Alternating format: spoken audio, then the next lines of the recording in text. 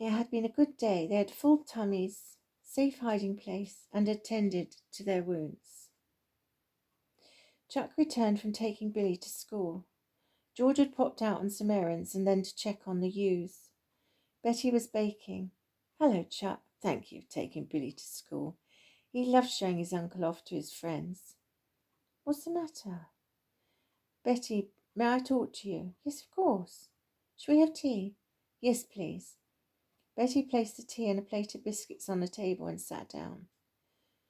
My, Chuck, I'm worried. You look very serious. How was George this morning? Very chipper. I think all this business, albeit very concerning. He loves you being here, doing this together. Well, he said last night it felt like you were kids again. Oh, Chuck, what is it? Betty, I'm going to tell him not to come to the party. Oh, Chuck. Betty, what is it? I'm sorry, but I'm so relieved you said that. I've been so worried. I thought you were all for it. I am, Chuck, and that awful man deserves everything coming to him. It's just that he's a vindictive man and you're worried he will come after your family, Billy. Yes, Chuck, that's exactly my thoughts.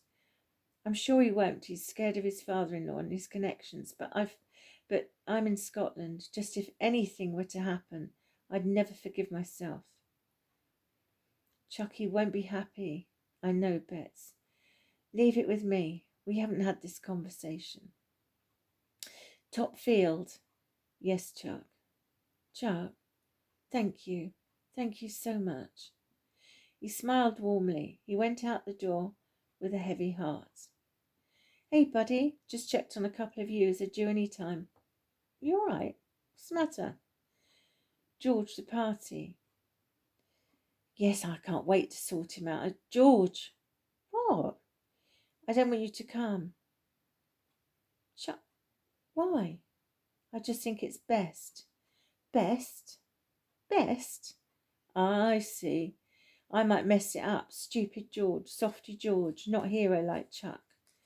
George, I'm certainly no hero and you're not soft. Well, tell me now. You owe me that. You tell me that. Tell me that at least. Why? Go on. One good reason. Tell me why. I'm not unreasonable. I'll get it. But just tell me why. Chuck looked down.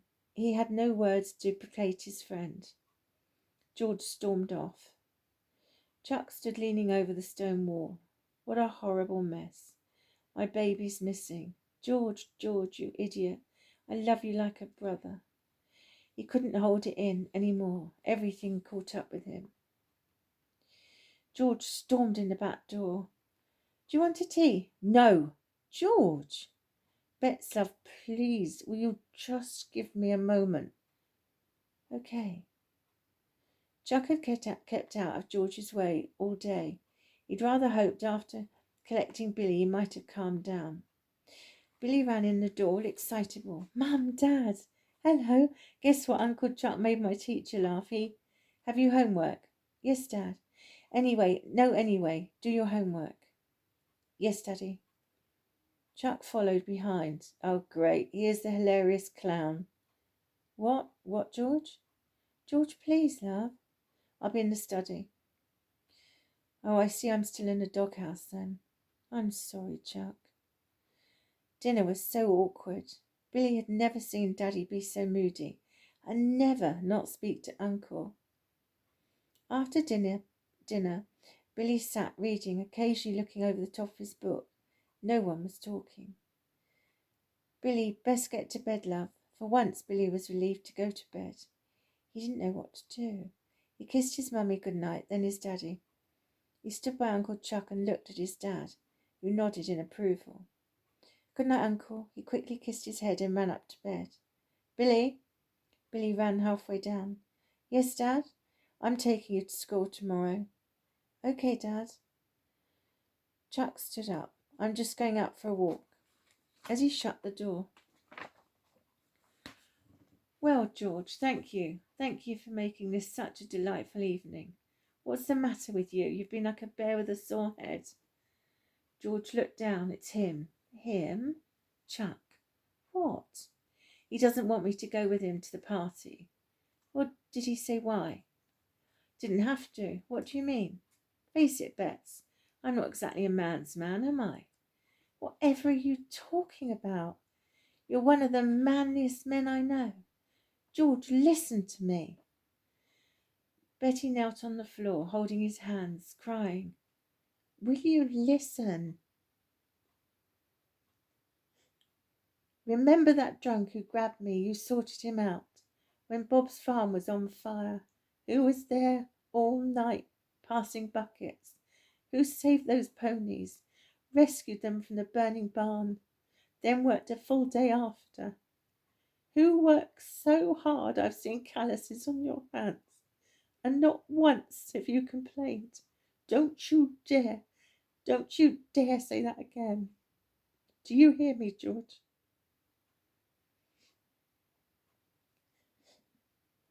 He hugged Betty. Bets, I've gone over and over in my head why Chuck doesn't want me there. He's really hurt me, Bets. I love him like a brother. I thought we were close. I guess he just doesn't think I can help. He loves you, George, respects you. Respect? Yes. Listen, when you were in hospital with your burst appendix, he did not leave your side. He skipped meals. He still stayed with you, even when matron ordered him out. He didn't leave. That does sound like Chuck. I've never told you this, and you mustn't ever tell Chuck. He doesn't know. Billy had done a potato print painting for you. I'd forgotten to give you. As I opened the door, Chuck was on his knees, holding your hand, praying so hard. I crept out. He never knew I was there. George, he was breaking his heart. That awful, horrible man, perhaps he just doesn't want you around him. George was thinking. I know the reason why, darling. You know what Chuck's like. He'll be in Scotland. I bet he thinks if I'm involved, if that Terry sees me, it's dangerous for you and Billy. George, that must be it, darling. I'm sure you're right. He couldn't say to save my face. Oh, Bets, what have I done? Betty stood up and handed George his jacket. Off you go, darling. I love you, my handsome, manliest man. Away with you, girl. George made his way to the Three Ducks. As he walked in, Chuck was a sorry sight, head over beer. Well, where's mine then? Chuck's face lit up. 5 pints in, George was laughing. What you laughing at? Imagine our moustaches like old Butterworth's. What? Chuck spat his beer out, laughing much to the disapproval of the barmaid. His face was scarlet. Sorry, miss. It's weird how posh people add extra words for no reason. Poor Sid. Every time he said what, Sid repeated himself. Now it was George who sprayed his beer all over Chuck and the table. They were in hysterics. I think you two lads have had enough. Haven't you got homes to go to? Chuck said no and roared with laughter. Oh, yeah, Chuck. As they made their way up the country path, Chuck went flying over his own feet, landed face down in a puddle. He lifted his head. All George could see was the whites of his eyes. George roared with laughter. Help me up, you bugger. Oh, okay. Let me get steady. He tried to help Chuck, but he slipped back. They just looked at each other and laughed. The cows were just the other side of the wall, now fascinated at the funny humans. They were mooing. George stood up. He leant on the wall. Shh. Shh. Chuck stood up. What you doing? The cows, Chuck. The cows. Yeah. I've forgotten. Oh, yeah. They're being noisy. Shh. Shh. You're making more bloody noise than the cows. Sorry, missus. They crept along the path like stealthy ninjas, out of sight of the house, and burst out laughing.